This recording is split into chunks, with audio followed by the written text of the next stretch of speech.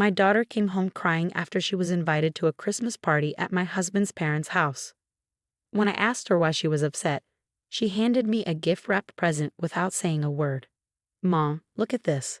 Why did this happen to me?" she asked. I was shocked when I opened the present. It wasn't something meant for a child.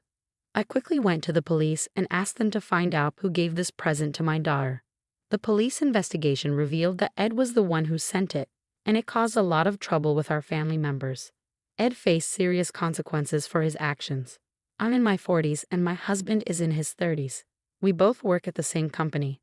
I started working there when I was in my mid-30s after leaving my previous job because my boss insulted me at a party. He called me an old maid because I wasn't married by the time I turned 30. But at my current job, people are judged by their skills, not their age or gender. My husband, who is now my boss, helped me settle in when I first joined the company. We got married quickly, and now we have a daughter in 3rd grade. She's a quiet girl who loves to read and is always kind to others. My husband's sister is quite troublesome, and we don't get along well. Thankfully, I have a good relationship with my in-laws, which makes things a bit easier. My sister-in-law, who really loves her brother, doesn't seem to like that I'm older than him and married to him. She made fun of our quick wedding, calling me names like old hag and suggesting I was too eager for marriage. Despite her comments, she used to visit us often when we first got married. Being older when I had a baby made it harder to get my body back in shape. She'd make rude remarks about my body, saying things like my belly was wrinkled and saggy from childbirth. She even joked that it would droop to the floor. She said I'd probably go gray from the stress of having a baby. Every time she left, she'd make mean comments about me getting dumped by her brother as I aged. I try to brush off her hurtful words, but it's hard not to feel bad about being older than my husband.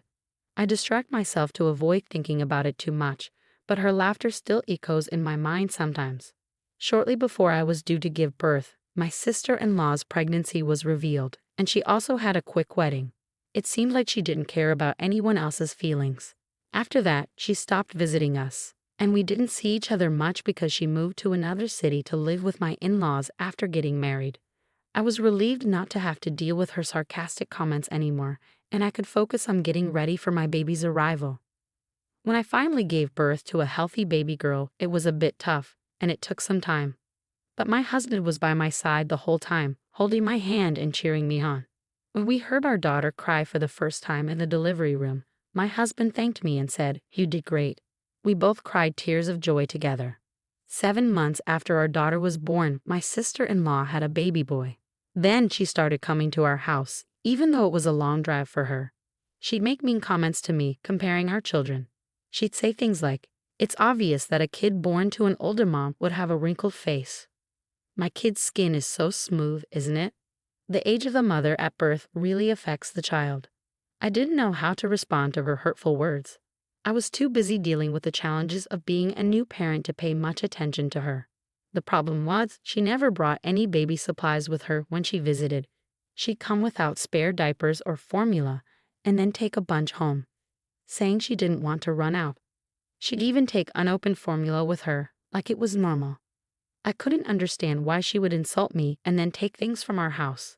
But then she stopped coming. My husband said that her husband's job required them to move to a different state. We enjoyed some peaceful times until our daughter started elementary school and found out her cousin, my sister-in-law's son, was also enrolled there. We moved back here because of my husband's job transfer. That's when I knew my peace was over. Even though my daughter and her cousin had different parents, they got along really well. My daughter, who was older and very sincere and kind, looked after her cousin. He, on the other hand, was very popular and had lots of friends. When they both reached the 3rd grade, they ended up in the same class. One day, my daughter won an award for a reading reflection she wrote for a summer project. It was so good that it even got published in the newspaper. The whole family and relatives were talking about it. During a break between school terms, we were visiting my in-laws. This time, maybe because they heard about my daughter's award, some relatives were there who usually didn't get together. But my sister-in-law wasn't happy that our family was getting so much attention. She complained, saying, "It's not fair. That book was supposed to be for my son, but your daughter took it." The truth was, they had just swapped books. They couldn't decide which book they wanted to read, so they agreed to swap after finishing. After they both finished reading both books, they talked about it and decided together which book report to write. My nephew liked the book my daughter read first, so she let him have it. When I explained the situation to my sister-in-law, she accused me of writing the award-winning reflection for my daughter. I used to write novels as a hobby in college, something she must have heard from my husband. Unbeknownst to me, she started spreading rumors among the parents at school, saying I had a connection with one of the judges and asked for a favor for my daughter's writing competition. My daughter heard these rumors and became really upset. She even stopped reading her favorite books, feeling downcast. Seeing my daughter so upset, not just because of me, but also because she became the target of mean comments, I couldn't take it anymore. I wanted to talk to my in-laws about everything that had happened, but I first confessed everything to my husband. It was the first time I told him about all the things his sister had done to me since we got married. She even took clothes I bought for my daughter when she was a baby, saying babies couldn't tell the difference between boys' and girls' clothes. She also insulted me and called me fat when I was pregnant, saying I looked like a sumo wrestler and should try a sumo stomp. My husband was furious, rightfully so, and he said it's not something to say to a pregnant woman. He called his sister's actions theft. He decided we should share everything with his parents, and he would be the one to tell them. So my husband and his parents went to my sister-in-law's house together. She was surprised to see them, but happy to see her beloved older brother. However, she ended up getting a harsh lecture from him and started to resent me even more. "You snitched to my favorite brother, you old hag. Acting like a tragic heroine must feel good, right? It's the worst for me, though. Take responsibility, you old ma," she said. At first, I thought she might be calling to apologize, but it turned out she just wanted to vent her anger at me. So I stopped answering her calls and let them go to voicemail. After about 2 weeks, the calls stopped, and I thought she had lost interest since I wasn't responding. But later, I found out that wasn't the case. In December, my in-laws organized a children's Christmas party for the first time. I was curious why they decided to do it this year. My daughter was thrilled to receive an invitation because she had fond memories of Christmas parties from her kindergarten days and was hoping her elementary school would have one too. However, her school didn't celebrate Christmas due to their policy on religious events. Why argue about religious reasons when Christmas has its own special meaning? I wondered. But apparently, some parents had strong opinions about it. I told my daughter we could have our own celebration at home since we did that last year. She was excited about the party and enjoyed picking out a gift for the gift exchange. The invitation for the party asked us to bring a gift worth around $20. So my daughter and I spent some time shopping at a nearby mall to find the perfect present. She chose one of her favorite picture books to share her thoughts with whoever received it. On the day of the Christmas party, she carefully held the present she picked and happily headed to my in-laws.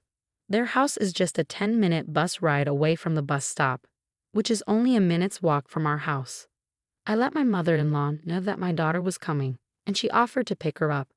10 minutes later, my mother-in-law called to say that my daughter had arrived safely, and I finally felt at ease.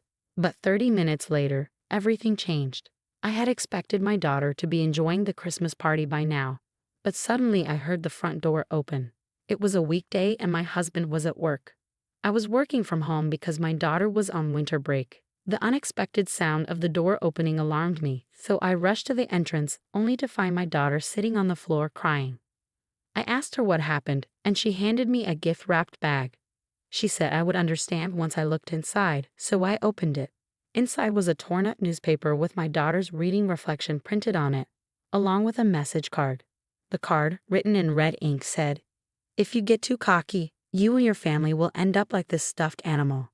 There were also patterns that looked like blood splatters. Digging further inside, I found a stuffed animal that had been torn to pieces and covered in red ink. It was too cruel to be a joke. There was no way my daughter would coincidentally receive such a gift. During the gift exchange, my daughter explained that my sister-in-law had prepared this special present for her.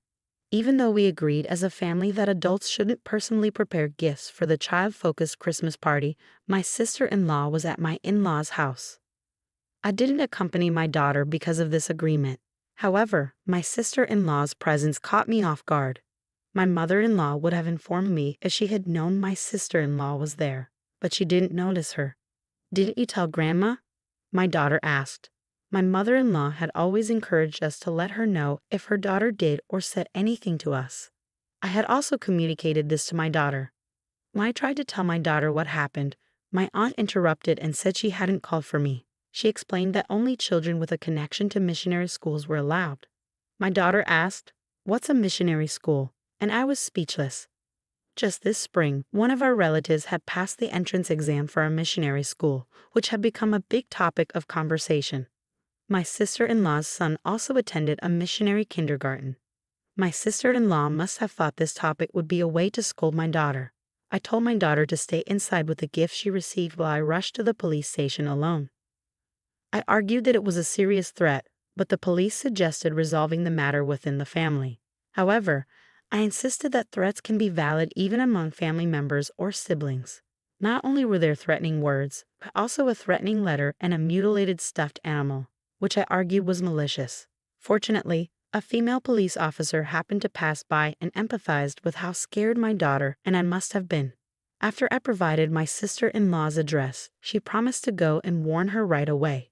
My wishes were fulfilled in the end, but I shudder to think what might have happened if that officer hadn't passed by. It was disheartening to realize that some members of the police force still wouldn't take action unless there was an actual incident or accident.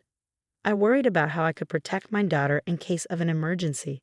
That evening, when my husband returned from work, I told him everything that happened. He was furious with his sister for ruining our daughter's fun out of spite. He immediately called his parents to express his anger, since the Christmas party was happening at their house and they supposedly didn't know anything about it. They claimed they had no idea my sister-in-law was there. They had left the back door unlocked, so she might have entered that way. My mother-in-law apologized for not paying attention to who was coming and going as she was busy picking up other grandchildren nearby. My father-in-law had been away at work during the day. The Christmas party was mainly organized by the older nephews and nieces, and my mother-in-law had mostly left it to them. Later, the police officer firmly warned my sister-in-law. From what I heard, she was told that any further reports could lead to more than just a warning, so things should be fine for the most part. However, my in-laws were upset by my sister-in-law's actions, which had escalated to involve the police. It could potentially lead to criminal behavior. As a result, they called a meeting with both our family and my sister-in-law's family with the parents present for discussion. When we arrived at my in-laws' house for dessert, my sister-in-law and her husband hadn't shown up yet. They finally appeared right at the last minute, with my sister-in-law clearly sulking. It was obvious she wasn't remorseful and resented me for involving the police. Her husband, sitting next to her, seemed clueless about why they were summoned. He appeared to have been called without being informed of the reason. During the discussion, he was shocked to hear for the first time about all the things his wife had done to our family, unaware that things had gotten to this point. He profusely apologized to us, feeling sorry. Seeing his reaction, my in-laws asked my sister-in-law if she had anything to say, but she just responded with, "Not really." She didn't seem to understand why she needed to apologize, acting as if she hadn't done anything wrong. I didn't do anything bad. The police came but didn't arrest me, right? So that means I didn't do anything wrong. Everyone else was dumbfounded by her logic. It was like they couldn't close their mouths from shock. Lecturing her seemed like a waste of time. Then, unexpectedly, my sister-in-law's husband announced he was divorcing her. We were all puzzled because it seemed like they had a good marriage. Seeing our surprised looks, he confessed that he had reached his limit with her behavior since they got married. He hadn't complained about her not doing housework during pregnancy, and he hadn't scolded her for neglecting childcare and going out to have fun, thinking it was stress from being a new parent. But her carelessness with housework once led to a small fire that forced them to move. She, being vain, had insisted on their son attending a prestigious kindergarten when she heard other neighborhood kids were applying. But he didn't get in due to a lack of preparation. Embarrassed, she forced another move. While his job did involve transfers, they weren't as frequent as their moves suggested. He revealed that the frequent moves were not just because of his job transfers, but also to maintain my sister-in-law's image. After failing the kindergarten entrance exam, she tried to get him into an international kindergarten. And when that didn't work out, they barely managed to get him into a missionary kindergarten. Choosing a public elementary school was only because their son wanted it, and my sister-in-law reluctantly agreed. After her husband supported their son's wishes, he feared their son would be sacrificed for her vanity and had been considering divorce already. With her harassment coming to light, he felt he had no other choice but to announce it now. My sister-in-law, somewhat aware of her actions, didn't dispute what he said but seemed taken aback by the divorce. "Wait, what do you mean divorce? You never showed any signs of this," she said, suddenly starting to apologize to us, thinking it would help. "It was just a joke, right? Just a little prank. I never thought you'd take it seriously," she insisted. "A joke? A prank? Those are things done among people who trust each other. My daughter knows all about what you've done to me. How could she take it as a joke? Moreover, that hostile message was too much for a third grader. Even adults would be scared to go outside if someone threatened them," I told her. Her husband criticized her, asking if she could say the same thing to her own child, and said her actions were unimaginable for a parent. Just because someone is a parent doesn't mean they have parental feelings. There are people who can't be real parents, and she is probably one of them, my husband said sternly, seeing her crying. Crying wouldn't fix anything at her age, and she needed to stop thinking tears would get her out of trouble, he added. She cried even more, insisting she did nothing wrong and wasn't to blame. "Why am I the only one being blamed? Is everyone ganging up on me?" she cried. "It's all because my brother married an older woman. My brother's wife should be smart, beautiful, and so on. Our marriage and her harassment are totally separate issues, right?" We already thought she was a bit off, but even my husband was astonished at her stupidity, I explained. No one tried to comfort the inconsolable sister-in-law. The discussion couldn't continue, so we decided to adjourn for the day. Her husband had to drag her to the car and take her home. Their divorce eventually happened, but it was a messy affair due to her stubborn refusal to agree. Her son's accidental revelation might have been a factor in her agreeing to the divorce. He, without any malicious intent, simply shared what he saw with his friends. However, the parents who heard the rumor did not remain silent. After winter break at school, my nephew talked about having a Christmas party with his older cousins. It seems that at school, they used a class to have a presentation about their winter break memories. Among stories about what they did on New Year's Day and video game consoles they received as Christmas gifts, we all exchanged presents. Then I saw my mom giving my cousin a special present just for her, and I thought it was unfair. When the teacher asked what kind of present it was, my nephew described exactly what he saw. "I saw it. The cute stuffed animal was all torn up with lots of red stuff on it, like blood," he said. The story became a topic of discussion among the school teachers and escalated into a major issue after the children who heard it went home and told their parents. My daughter, still heartbroken, hasn't been able to go back to school since the Christmas party. Everyone knew that my daughter and her cousin were related, so they speculated that her absence was related to the incident, and they were right, but I wished it had gone unnoticed and left undisturbed.